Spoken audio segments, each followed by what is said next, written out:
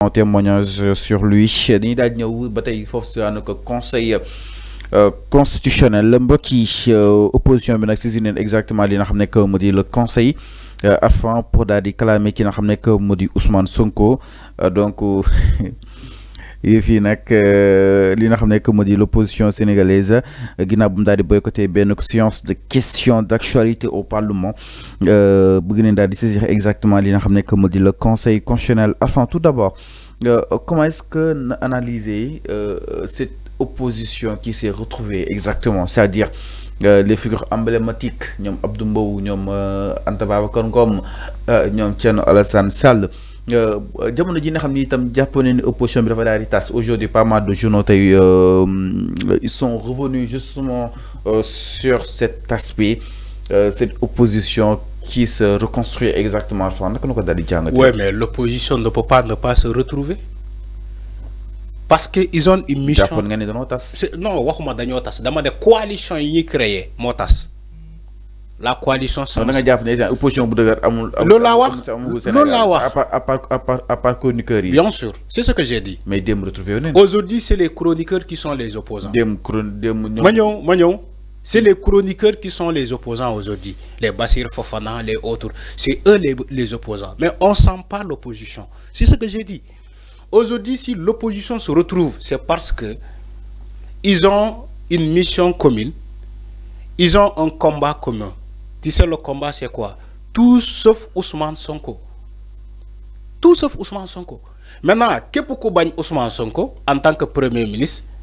Comme l'a dit le président de la République, un Premier ministre super fort, il est contre cette idée-là, il peut se retrouver quand il est autour de l'opposition, nous Ousmane Sonko.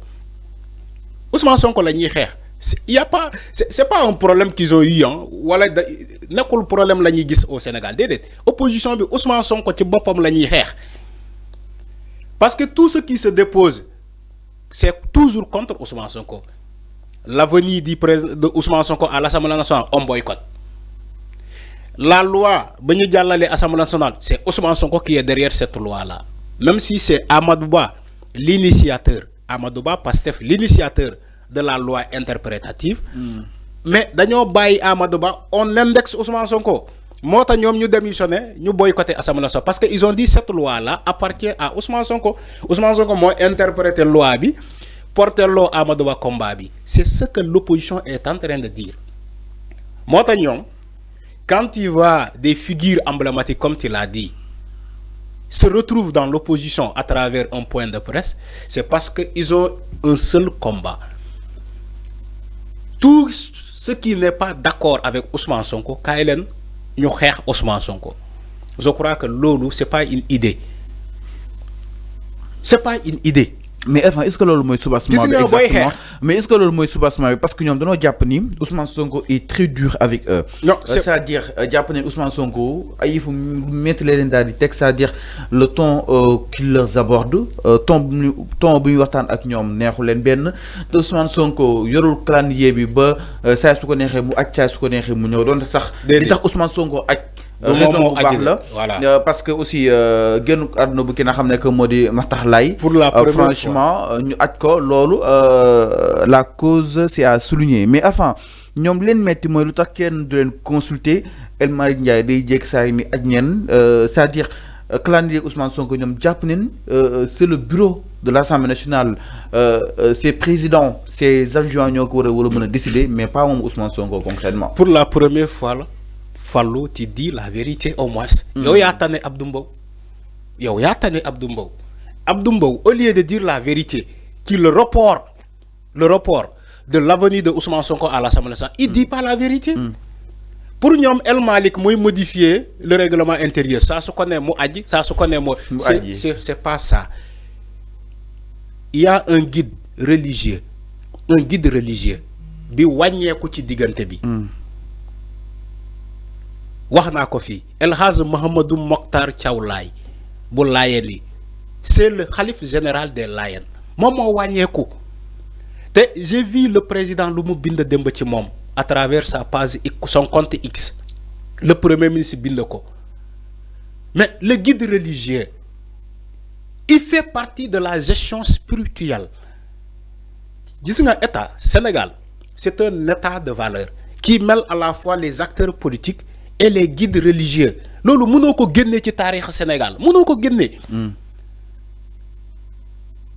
Donc moo tax bu fekkee nit ku mel noonu wàññeeku na, il appartient à l'État du Sénégal de zéler ces activités yoo xamante mën na ko zéler. Waxuma ni que le fonctionnement de l'administration ñu bloqué ko de déedéet.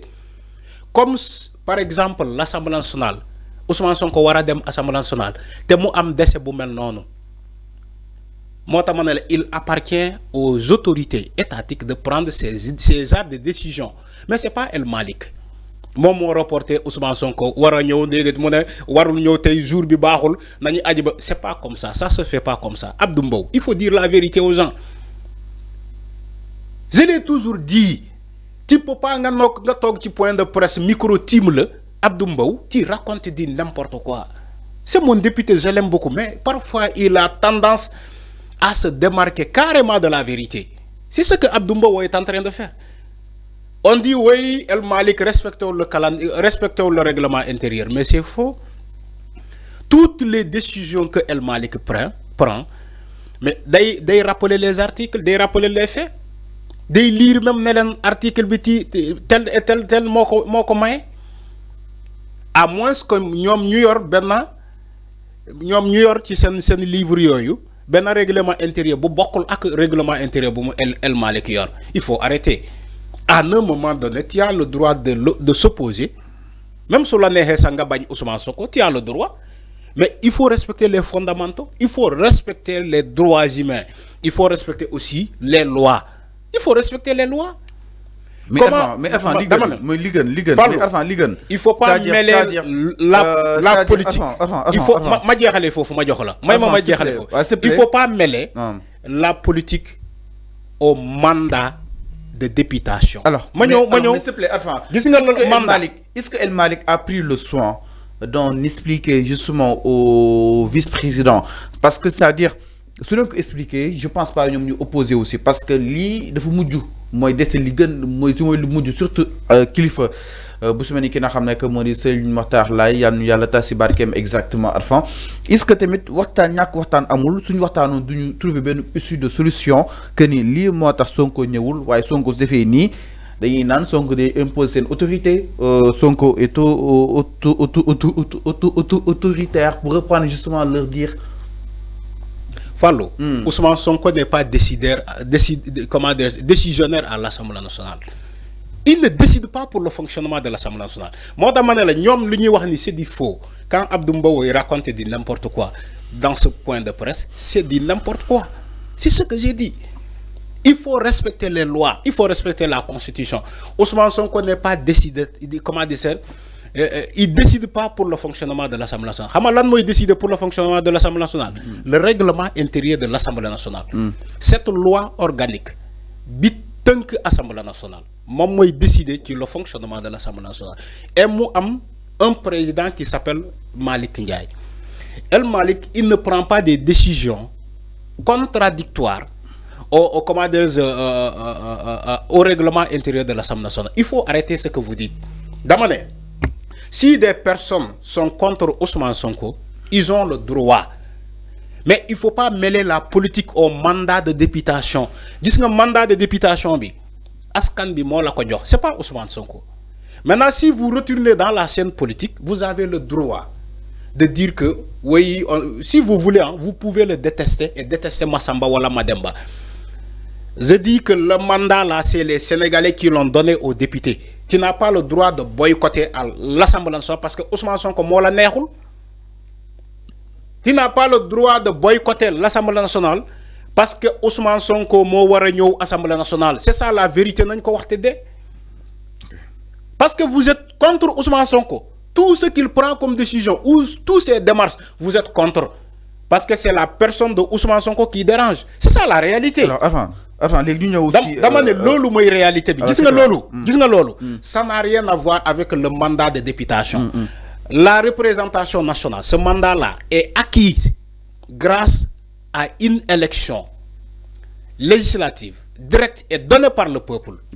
Donc, tu dois exercer pour le peuple et aussi par le peuple. Alors, il faut arrêter avec la sortie justement de l'opposition, ni dañuy daal di boycotter ki nga xam ne que mu di Ousmane Sonko alors ñëwaat